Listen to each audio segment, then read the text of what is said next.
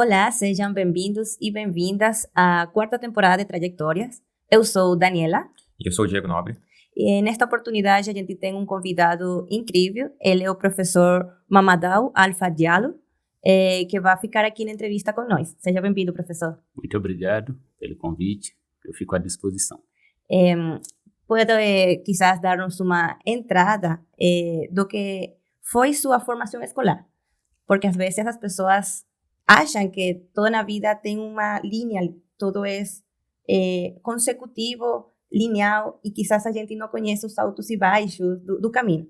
Então, a gente quer começar por conhecer sobre você, sobre seu início. Bom, primeiro o meu início, quando a gente fala da educação básica, no primário, eu entrei na escola, diferentemente de várias crianças, eu entrei na escola com 7 anos. Então, eu não fiz jardim de infância, tudo aquilo ali, mas eu entrei direto. Claro que antes de entrar na escola básica, em 7 anos, na primeira série, eu já tinha começado a estudar o Corão, o árabe. Então, o Alcorão é a jardim de infância. Isso eu estudei numa escola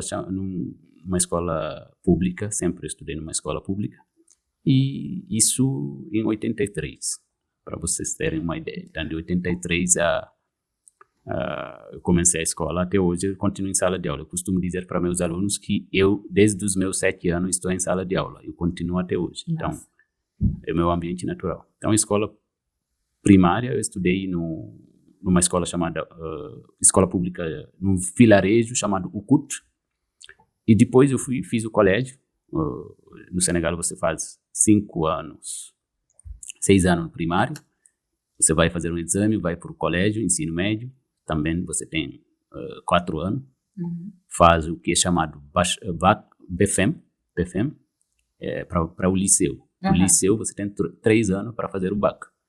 Então tudo isso eu fiz relativamente perto da minha cidade. Então isso de 83 a 94.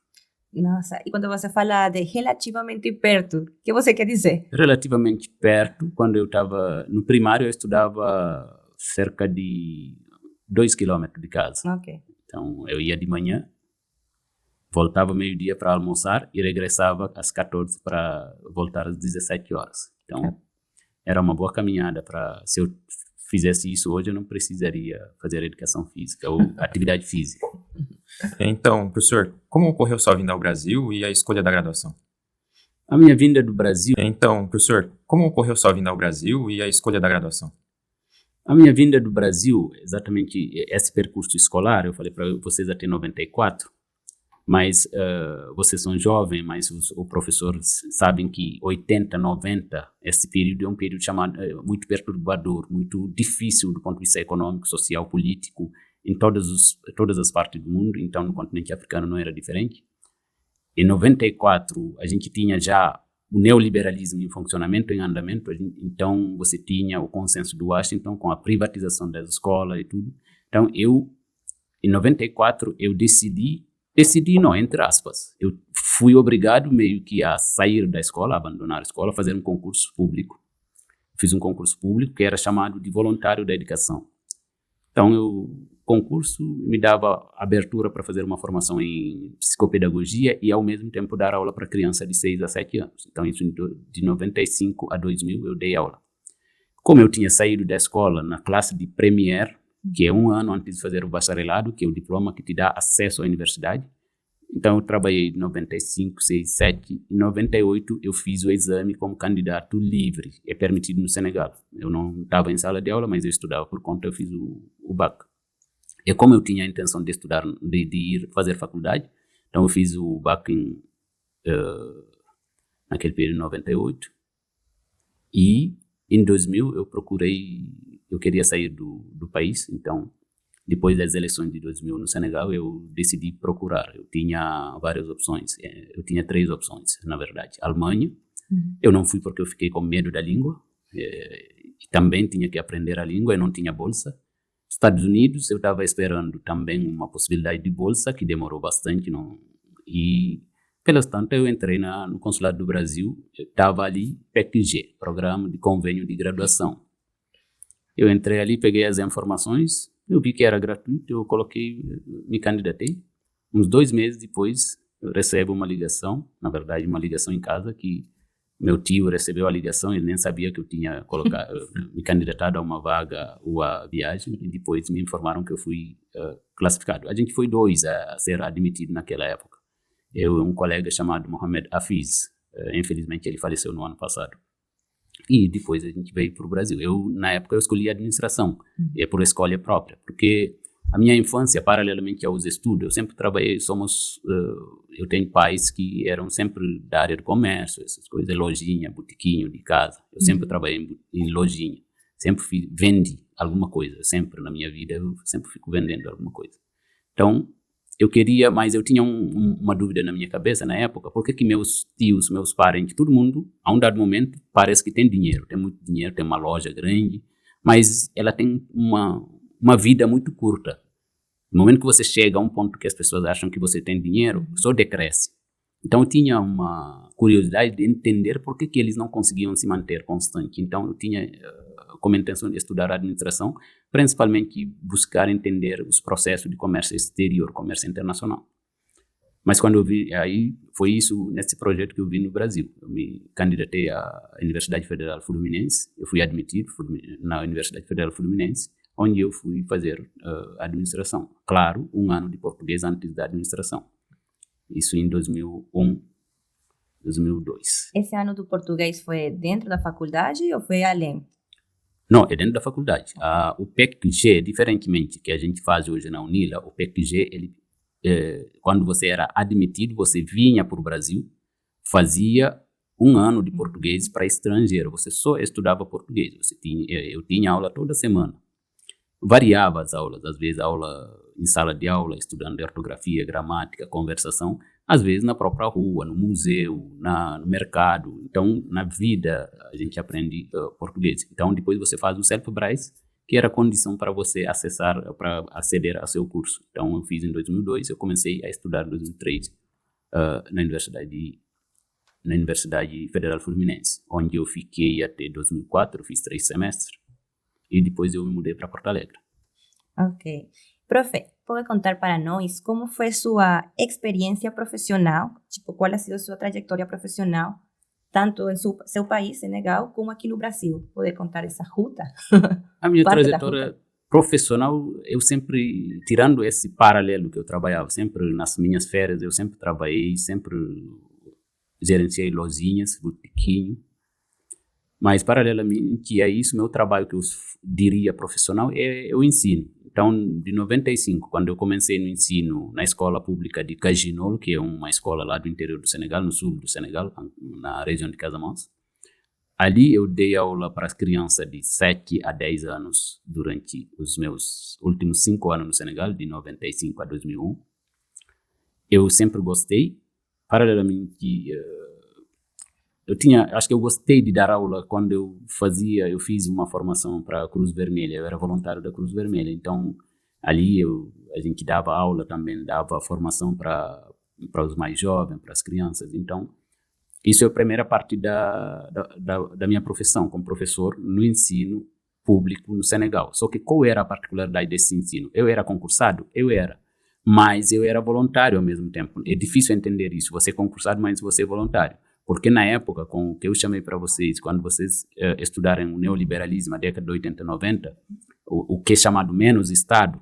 Então, o Estado, ele não tinha condições para pagar funcionário público. E os estados periféricos foram obrigados a cortar o funcionalismo público. Então, a gente ganhava uma bolsa. Na época, eu ganhava o equivalente, hoje seria R$500. Na época, eu ganhava 50 mil francos CFA, que hoje exatamente dá 50 mil na moeda atual. Eu vivia no interior, então era um mínimo. Essa é a primeira parte. Só que não dava para você fazer nada quase com 50 mil. Lembrando que a gente vivia num período de inflação gigantesca, os preços mudavam e ninguém trabalhava. Então, essa é a primeira parte. Depois que eu vim para o Brasil, paralelamente aos estudos, eu não tinha bolsa, então... Tranquilo. Eu não tinha bolsa, então eu sempre trabalhei paralelamente, eu sempre fiz estágio. Estágio na Universidade Federal Fluminense. Em primeiro momento, você não fala português, você não tem formação não conhece ninguém, então não tem como fazer estágio. Na Universidade Federal Fluminense, paralelamente aos estudos, eu trabalhava como camelô. Então, como a minha raiz é venda, quando eu não tenho nada, eu vendo alguma coisa. Então, vendia guarda-chuva, vendia qualquer coisa que me aparecia. Maquiagem, eu vendi bastante maquiagem, eu gostava. Essa é uma função que eu gostava bastante. Montar uma mesinha de maquiagem, batom na rua de Niterói e vender, isso era fantástico. Eu acho que a experiência social, a solidariedade do brasileiro está na rua. Ali eu dividia cafezinho, ali a gente corria junto à polícia que chegava, porque era proibido você ficar na via pública vendendo coisas. Então a gente ficava correndo da polícia. Esse foi o meio de sustento. E depois em Porto Alegre, quando eu me mudei em 2004, eu fiz a transferência para Porto Alegre devido às greves nas universidades federais em 2002, 2003.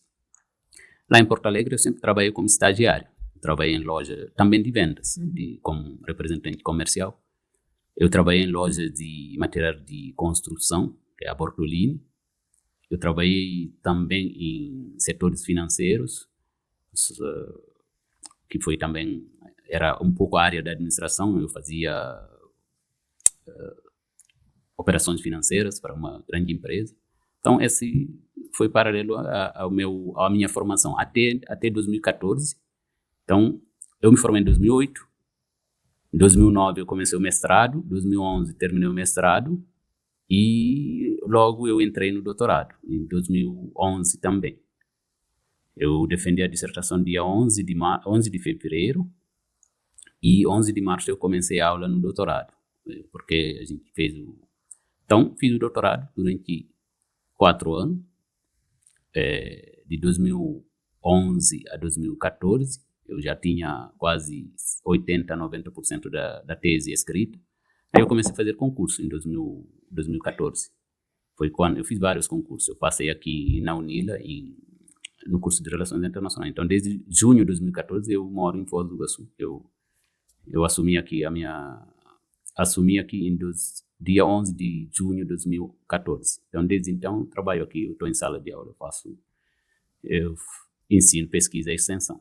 Professor, o senhor poderia... Eu fiquei curioso sobre uma coisa que o senhor falou, né? Sobre esse trabalho que o senhor fez na Cruz Vermelha. O senhor poderia falar um pouco mais sobre? A Cruz Vermelha, no Senegal, normalmente as crianças, nas escolas, a gente tem além da formação, a escola era integral na época, não é essa modalidade de dedicação que você vai de manhã, a criança fica maior parte do tempo nas ruas. Então a gente estava sempre na escola. Primeiro você estudava das 8 ao meio-dia e das 14 às 18 horas.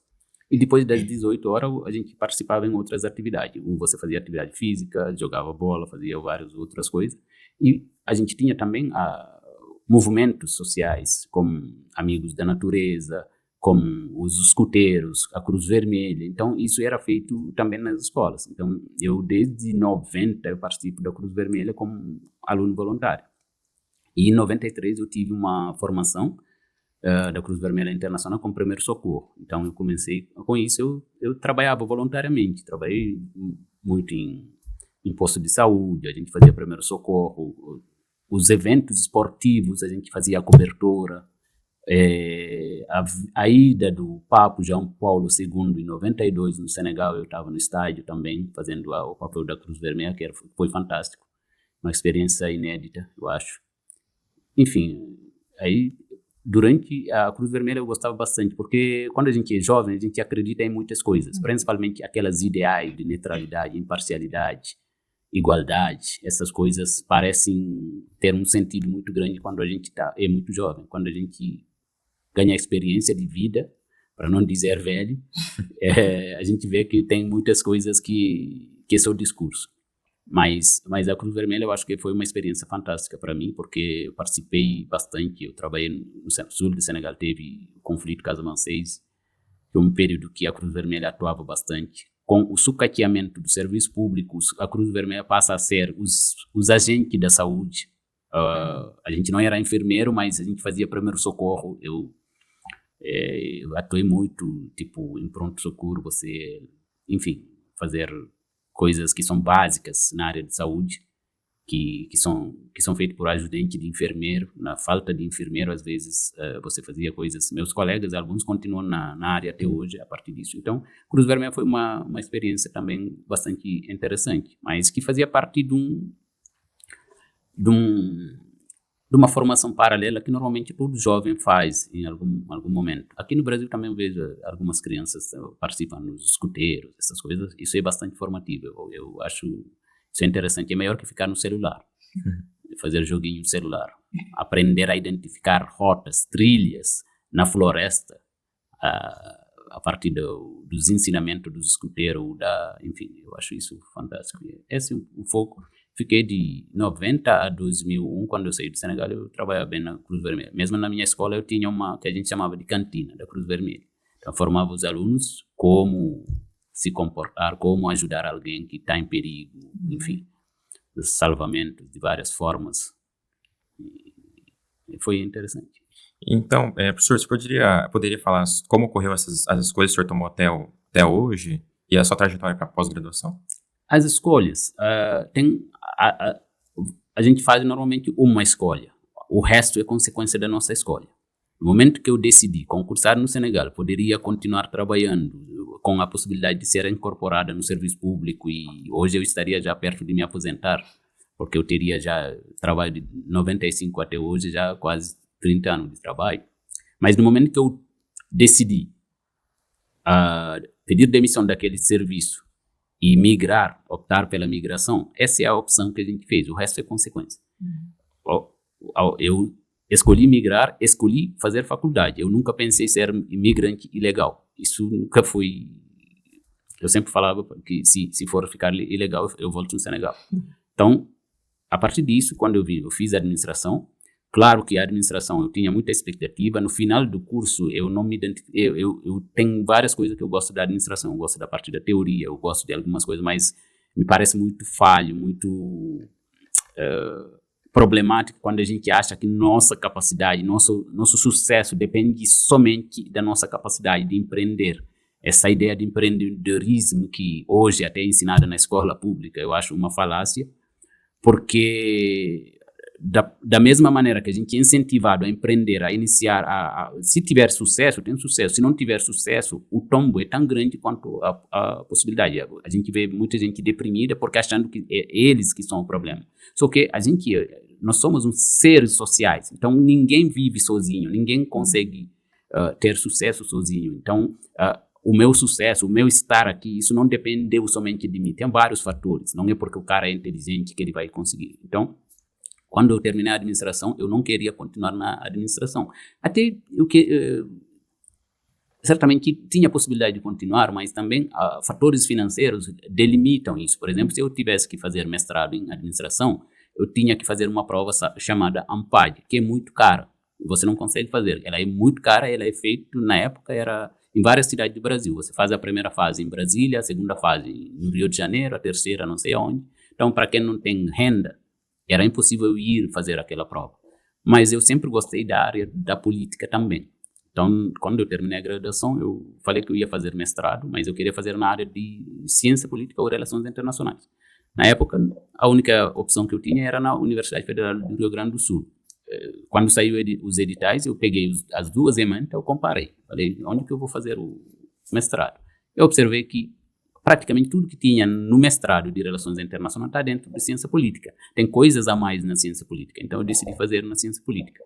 Eu fui muito feliz, porque quando eu entrei no site, eu não conhecia ninguém da área de ciência política. Eu vi o nome dos professores, peguei mandei um e-mail, esbocei um projeto, falei, professor, eu sou fulano, formado em administração, quero fazer mestrado na área de ciência política. O senhor poderia me ajudar em indicar bibliografia, ler o projeto, o esboço? Eu mandei um esboço do projeto. Aí um professor respondeu, o professor Marco Aurélio Sepic, que ele respondeu para mim. Eu mandei numa terça-feira, numa sexta-feira, acho que a segunda ele me respondeu. Você pode vir aqui no campus na quinta-feira, na sala tal? Eu nunca tinha ido naquele campo. Aí, então, eu fui, ele me passou as coisas e ele me passou referência, me disse como que funcionava a prova, o que eu precisava fazer. Então, eu fiz a prova, eu passei no mestrado, fiz o mestrado e continuei o doutorado. Mas entre esses dois, não sei, entre o mestrado, o doutorado e a decisão para ficar no Brasil ou se concursar, tem pequenas decisões que a gente toma que são espontâneas. Às vezes, os momentos te dão a possibilidade de fazer isso. Por exemplo, quando eu me formei, eu tinha certeza, primeiro, a decepção, porque eu saí do Senegal como bacharel. No Senegal, quando você sai do liceu, você faz o BAC é o primeiro diploma universitário. Então, você chegar aqui, ficar 5 anos, voltar com um bacharel, é como se você não saísse do lugar. Eu me formei aqui como bacharel em administração, então, para mim, não fazia muito sentido. Então, isso me levou a dizer que era mínimo voltar no Senegal com o mestrado. Então, eu decidi fazer o mestrado. Só que quando eu terminei o mestrado, também eu voltei em janeiro de 2011, eu fui no Senegal, eu tinha deixado a dissertação pronta, a banca marcada, eu fui no Senegal, fiquei 20 dias, 25 dias. Fui no dia 25 de janeiro, voltei 25 de fevereiro, um mês.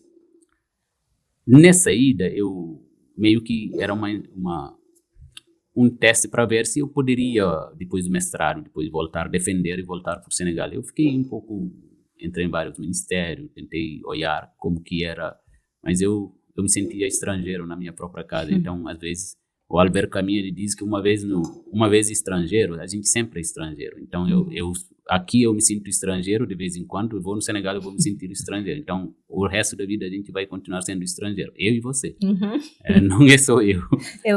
Eu ouvo você, eu escuto e eu me sinto identificada com coisas que você fala sobre ser migrante estrangeiro. Então, depois daquela ida, eu tinha colegas, vários, que eu visitar possibilidade de trabalho, eu falei, não, eu quero... De lá do Senegal, eu me inscrevi no doutorado. Eu não tinha decidido que eu ia me inscrever. Uma pergunta sobre isso que queria pegar. Essa decisão que você toma, que pensamento vinha à sua cabeça? Tipo, o que você pensava nesse momento, nesse contexto de sua vida? O que você pensa é sobrevivência. A regra é como que eu vou sobreviver. Não vou depender mais de ninguém, porque não tem como depender de ninguém, de alguém. Então, a cada momento da vida, você tem que tomar decisão, tem que olhar o cenário e tomar decisão. Esse é o que faz o cientista político. Esse é o que faz o estrategista. Eu fiz o doutorado em estudos estratégicos.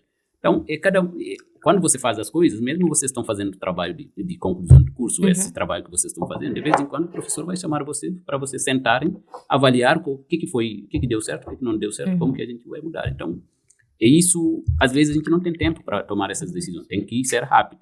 Por exemplo, eu estava no Senegal em janeiro, quando se lançou o edital de doutorado na URGS. Eu tinha banca marcada dia 11 de março na URGS. Então, eu tenho prazo para eu decidir se eu vou me inscrever no doutorado ou não. Se eu não me inscrevo, eu vou ter que esperar 1 ano, ou pelo menos 6 meses. Como que eu vou sobreviver no Brasil 6 meses sem bolsa, sem trabalho, sem visto? Se você não é estudante estrangeiro, se você não está estudando, você não tem visto. Então, você fica ilegal. Então, por isso que no Senegal, quando eu vi que o cenário não era muito favorável, eu não me via trabalhando, acho que até eu conseguiria trabalhar. Mas eu não me sentia, acho que não era o que eu queria fazer. Então, lá eu escrevi um projeto, eu mandei para um colega, eu falei para ele, por favor, vai lá na secretaria da URGS, você me faz a inscrição. Mandei por e-mail mesmo, o cara fez a inscrição para mim, um colega brasileiro, o Igor, que a gente fez o mestrado e o doutorado junto. Então, você toma a decisão, e eu fiz, defendi, eu defendi dia 11, era uma sexta-feira. Sabe quando que era a prova do doutorado? A segunda. A segunda-feira de manhã, 8 horas da manhã. Então, foi segunda, terça, quarta, até sexta-feira de novo. Nossa. Terminei, sabe quando que ia começar as aulas? Quando? Na próxima semana. A outra segunda. Exatamente. Então, corrido. Mas é isso, a vida é assim. E também a mesma coisa, no momento que eu ia terminar, eu tive bolsa de doutorado. Na época, felizmente, a gente tinha bastante bolsa. Na época, quando eu cheguei, 3º ano do doutorado, você tem que saber o que eu vou fazer depois do doutorado. Porque se terminou a bolsa, mesmo se você vai fazer concurso, você não tem dinheiro para ir fazer o concurso, para se inscrever. Então, tinha que decidir se eu vou fazer o concurso enquanto eu era estudante, eu era doutorando. Então, por isso que também aí tinha que pensar nisso muito cedo. Eu adiantei bastante a tese para poder, em 2014, me dedicar exclusivamente aos concursos. Fiz vários concursos. E eu tinha tempo para estudar, eu tinha dinheiro da bolsa para pagar passagem, fazer os concursos. E eu fiz, e felizmente eu passei. E quando eu assumi aqui, em junho de 2014, em março de 2015 eu defendi a tese de doutorado em Porto Alegre. Então, já como funcionário. Claro que eu estava ainda no estágio probatório, mas pelo menos, como diz um colega meu, caía na conta. O salário estava ali, então a sobrevivência estava garantida naquela época. Então, são decisões que você vai ter que tomar. Uma vez que a gente sai de casa, você não espera alguém tomar essas decisões. Exatamente. Você tem que ir. Bom, profe, e agora, como professor, eu tenho uma pergunta assim.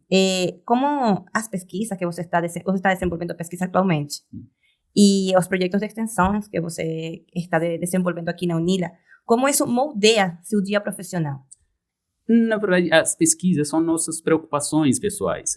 Quando você faz pesquisa, a um dado momento a gente faz pesquisa porque precisa de um projeto, às vezes até não está tão maduro quanto a essas decisões. Mas quando você vai como professor, você já faz pesquisa que busca atender seus anseios, mas também atender a necessidade da sociedade em que você está inserido. Então, as minhas pesquisas fazem parte daquelas minhas preocupações e o que a gente vive no dia a dia da sociedade. Hoje eu trabalho sobre o projeto que eu tenho cadastrado como pesquisa é a África e a diáspora.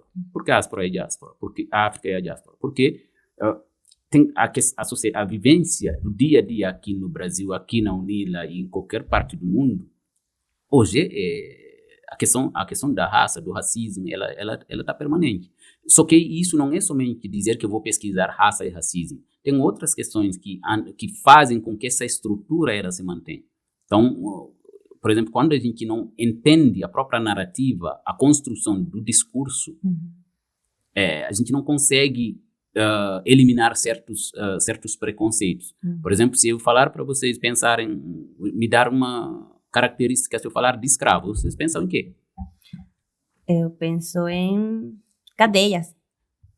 Pensa em que tipo de pessoa? Se eu pensar escravo, se eu falar escravo. É uma pessoa preta. Uma pessoa preta, só que isso é uma narrativa. Uma narrativa. Quando a gente fala da escravidão atlântica, que começou do século XV ao século XX, ao mesmo período você tinha uma escravidão branca. Em todas as sociedades sociedades teve escravidão. Então, a escravidão não é uma questão de cor e de raça, é uma questão social. Só que a narrativa fez com que hoje o escravo é sinônimo de negritude, de negro. E isso perpassa as ideias, consideração, a inserção, todo o tratamento que o negro tem tido dentro da sociedade mundial, não vou dizer brasileira, mas mundial. Então, eu faço pesquisa, eu faço extensão, eu trabalho sobre essas temáticas. Eu trabalhei sobre arabismo e islamismo porque a gente está na tríplice fronteira, que também é uma questão que, quando eu cheguei aqui, era uma questão para as relações internacionais que é importante. A gente era um dos lugares que é conhecido mundialmente na agenda de segurança internacional pelo fato de a gente ter uma grande comunidade árabe, como se isso fosse um problema. E a inserção de suspeita de terrorismo na tríplice fronteira, tudo isso é ligado a essa questão do Oriente Médio. Então, eu gastei 2 anos fazendo pesquisa bibliográfica, lendo o que foi escrito sobre terrorismo, sobre a tríplice fronteira. O texto que eu publiquei, como texto final de pesquisa, eu concluo que não há terrorismo na tríplice fronteira. Há uma narrativa, há uma transferência. Eu acho que esse microfone vai chorar comigo. Uma transferência da própria política externa americana do Oriente Médio para cá. Então, quando se trata da grande comunidade árabe, é uma grande comunidade árabe brasileira. Então, você às vezes se esquece que os árabes são brasileiros, nem eu, nem vocês. Eu hoje sou brasileiro também. Depois de 20 anos no Brasil, eu quero ver o próprio Lula dizer que eu não sou do Brasil. Aí a gente briga agora. Então, essas pesquisas, brincadeira à parte, pesquisa e extensão, são problemas do dia a dia. A gente acha que às vezes vai resolver problemas grandes, mas são coisas que pequenas coisas que a gente faz em sala de aula. Você dá aula sobre a África, fala dessas questões, dá aula sobre... É isso que faz a gente mudar de pensamento. São narrativas, são construções históricas. E essas construções, elas permanecem. A academia é o lugar onde essas construções são feitas. É aqui que elas vão ser desconstruídas também. E isso é Eduardo Said, o orientalismo. A academia tem um papel fundamental. Então, dia a dia, da nossa preocupação é a nossa vivência, onde a gente, com quem a gente quer dialogar, com quem a gente dialoga. Eu acho que a pesquisa, extensão e ensino é isso. Então, professor, como a atualidade influencia sua carreira até hoje? E o senhor poderia deixar algumas dicas, alguns conselhos para mais jovens que eventualmente possam realizar a mesma escolha de carreira e de formação? Acho que a atualidade, ela influencia as carreiras. Ou, quando a gente pensa, não sei se eu entendi bem, a atualidade, O contexto Contexto atual. o contexto em que a gente é inserido, ele define o que a gente vai fazer, ele define o que a gente vai pensar e como que a gente pensa. Então, é sempre a leitura para as relações internacionais, que a gente chama de leitura conjuntural.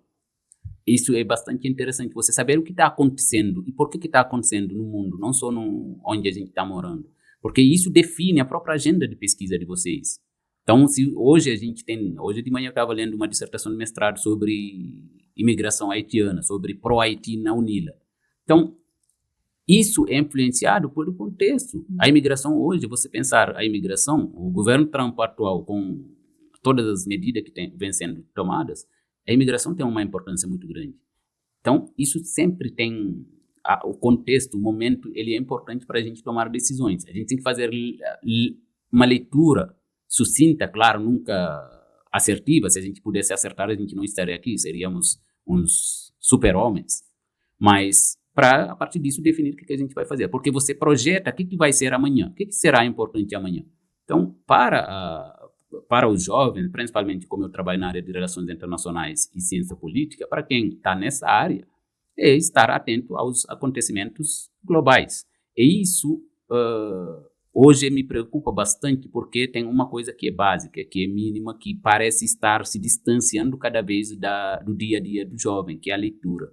Eu acho que a leitura de livros, de jornais, de qualquer livro, qualquer escrito, eu acho que isso é importante para a gente se fortalecer como ser humano. Então, eu acho que as redes sociais, elas não podem substituir o fato de você pegar um livro, sentar, ler 10 minutos. 10 minutos. Por exemplo, para os muçulmanos, é recomendado você ler no mínimo 10 minutos o Corão todos os dias. Isso é para a religião? Não, não é somente para a religião. Para a própria... É o alimento da mente, é a oxigenação do cérebro. Então, fazer uma reflexão mínima, você pode fazer isso em várias formas. As meditações, elas fazem isso também. Enfim, você ler um texto, sentar, pensar no texto, pensar o que o autor está falando, por que ele está falando, como que ele está falando, o que você acha daquilo ali, como que você dialogaria com ele. Isso 5, 10 minutos, isso te ajuda a entender melhor a rede social, TikTok, qualquer outra rede social, entender até por que esses inventores desses TikTok, essas redes sociais fizeram isso. Porque se eles não tivessem pensado, eles não conseguiriam criar isso. Só que eles estão nos obrigando, nos levando a parar de pensar, achar que eles vão pensar para nós. Então, a recomendação seria, eu acho que foco e leitura e foco. E nunca se desanimar, gente. Eu acho que as dificuldades na vida, elas fazem parte. Se a gente tivesse um caminho reto, sem dificuldade, a gente não tem sentido para viver. Mas as dificuldades, elas fazem parte. Eu falei aqui toda a trajetória de coisas boas, fáceis, mas o que está no meio entre uma etapa e outra não é tão fácil assim. Mas é sobre isso, sobre entender de alguma maneira que a vida tem dificuldade e que a gente vai ter dificuldades diferentes. Mas as reflexões e o estudo também podem nos levar a caminhos de liberdade crítica e problematizadora também da realidade, né? Então, muito obrigada, professor, por ficar aqui com nós, por compartilhar sua experiência, suas reflexões, que foram muito importantes para todos nós. E se quer alguma coisa... Não, só queria agradecer ao professor mesmo também, por ter vindo participado conosco hoje. Foi muito importante, né, essa participação dele. Já queria vir antes, mas não teve agenda e tal. Foi muito bom. Muito obrigado, professor. E aí, se quer algumas considerações finais? Só agradecer e dizer que, enfim, parabenizo toda a equipe também para fazer esse tipo de trabalho. Eu acho que é sempre bom a gente pensar nas nossas atuações na academia, como que a gente consegue impactar na sociedade. A universidade sem sociedade, ela não funciona. Então, se vocês não tiverem, o que todos vocês fazem aqui, não tiverem impacto na sociedade, não tem sentido. Por isso que esse tipo de ação extensão, a própria palavra extensão é isso, é você levar o que você faz aqui para a sociedade, é estender a universidade, abrir a porta da universidade. Então, eu agradeço também, eu acho que parabéns a todos e a todas. Obrigada. Bom, pessoal, podem seguir pelas redes sociais e pelo canal do YouTube. E aí a gente se vê outro dia, né? Compartilha, dê o seu like no vídeo. E comente qualquer coisa. Até a Tchau, tchau. próxima.